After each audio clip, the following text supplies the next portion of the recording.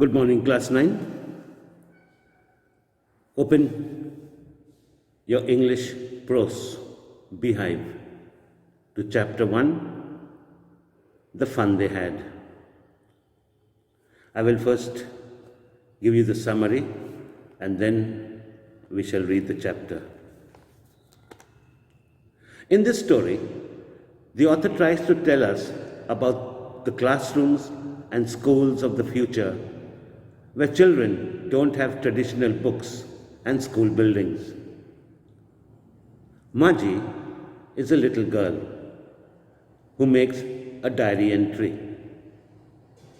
This is what she writes. Tommy found a real book. The entry reveals the date,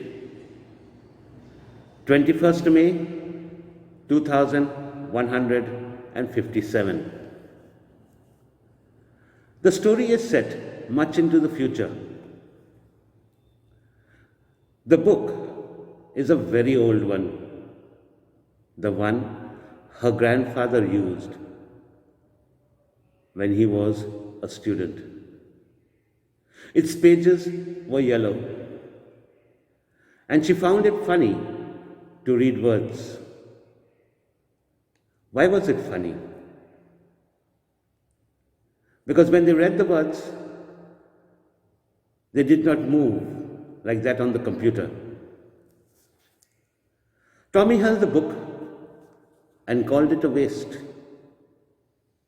Because according to Tommy, after reading it once, it could be thrown away. Tommy found the book in the attic of his house. Margie hated her school and mechanical teacher. Her teacher was not a living thing. He was an image that flashes on her screen. He gave her test after test in geography, and she wasn't doing too well. This invited an inspector who tried to trace the problem. When the inspector, a round little man, came, Margie thought he would take her mechanical teacher away forever.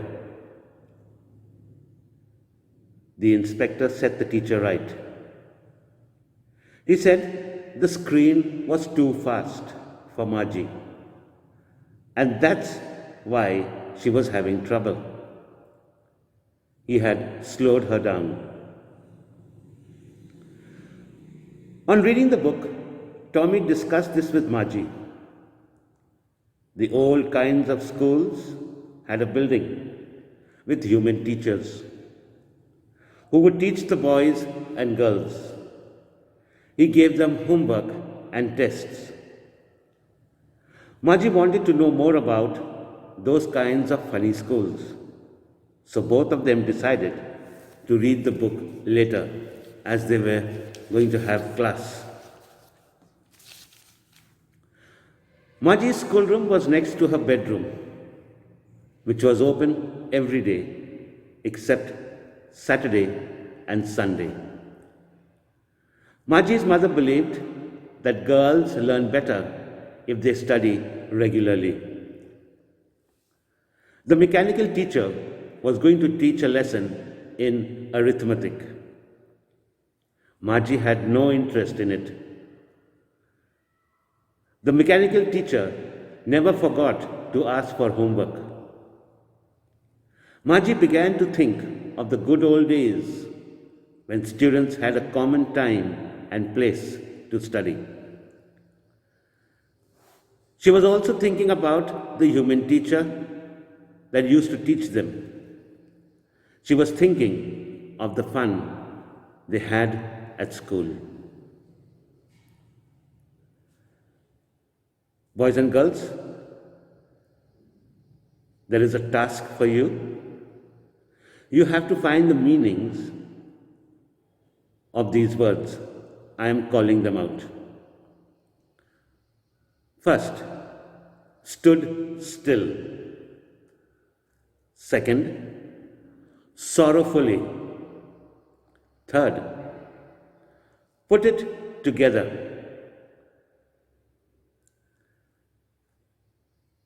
Fourth, tucked. And the fifth one, sent for. Now, what you have to do after you find out the meanings, make a simple sentence on each of the words given to bring out the meaning. Now we move to the text.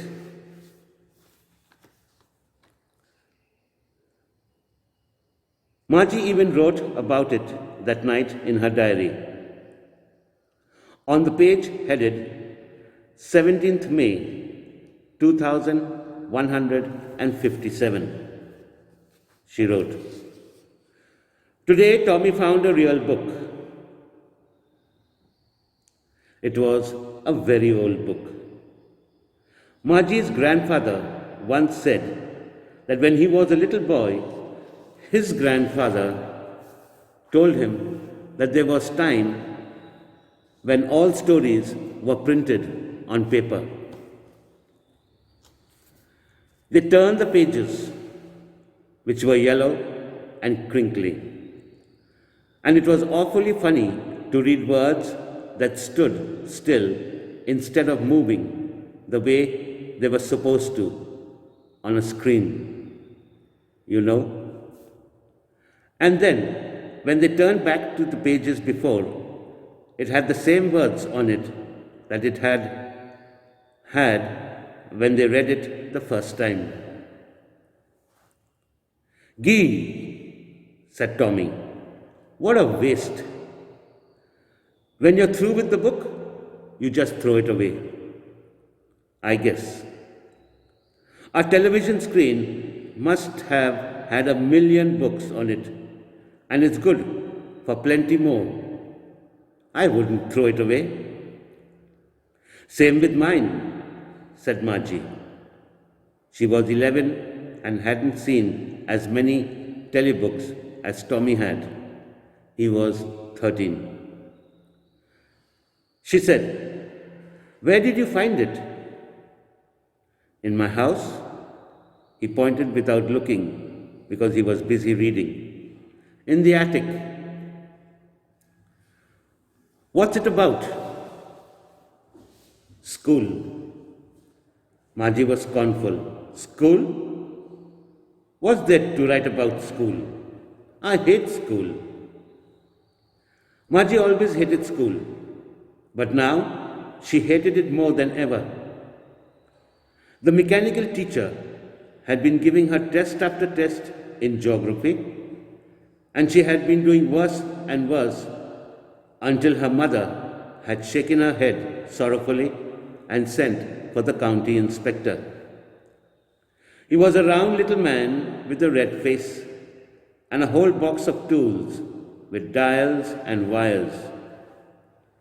He smiled at Margie and gave her an apple, then took the teacher apart. Took the teacher apart means dismantled the computer. Margie had hoped he wouldn't know how to put it together again, but he knew how all right. And after an hour or so, there it was again, large and black and ugly, with a big screen on which all the lessons were shown and the questions were asked. That wasn't so bad. The part Margie hated most was the slot where she had to put homework and test papers. She always had to write them out in a punch code they made her learn when she was 6 years old, and the mechanical teacher calculated the marks in no time. The inspector had smiled after he was finished and patted Margie's head.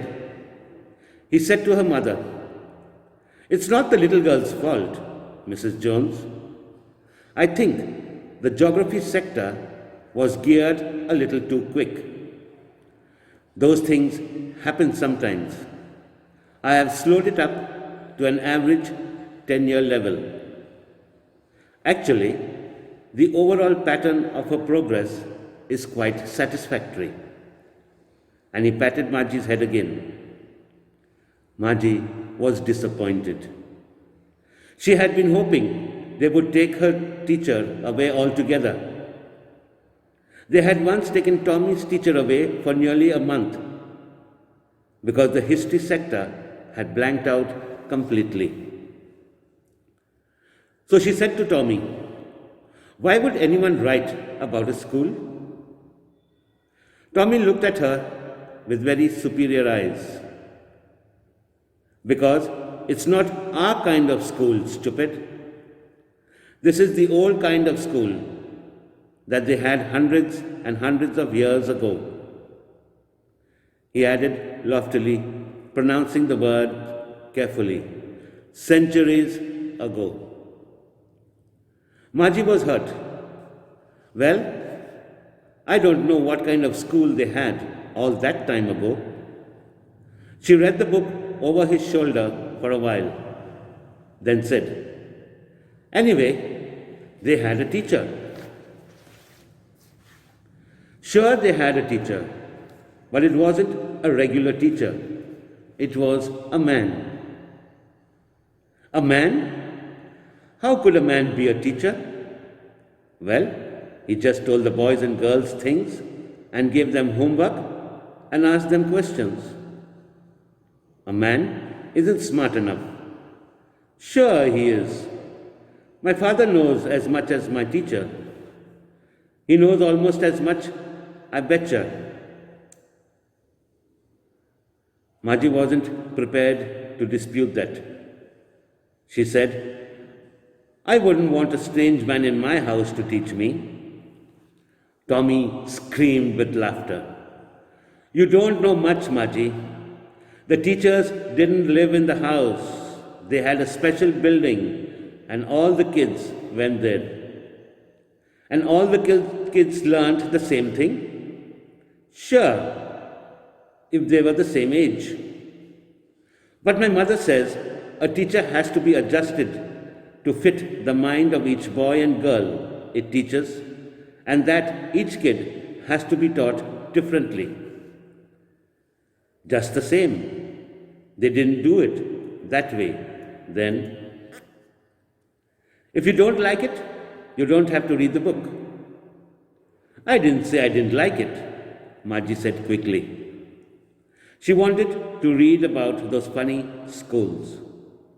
They weren't even half finished when Margie's mother called, "Margie, school." Margie looked up. "Not yet, Mama." "Now," said Mrs. Jones, "and it's probably time for Tommy too." Margie said to Tommy, "Can I read the book some more with you after school?" "Maybe," he said nonchalantly. He walked away whistling, the dusty old book tucked beneath his arm. Margie went into the schoolroom. It was right next to her bedroom, and the mechanical teacher was on and waiting for her. It was always on at the same time every day except Saturday and Sunday, because her mother said little girls learnt better if they learnt at regular hours. The screen was lit up and it said, "Today's arithmetic lesson is on the addition of proper fractions. Please insert yesterday's homework in the proper slot."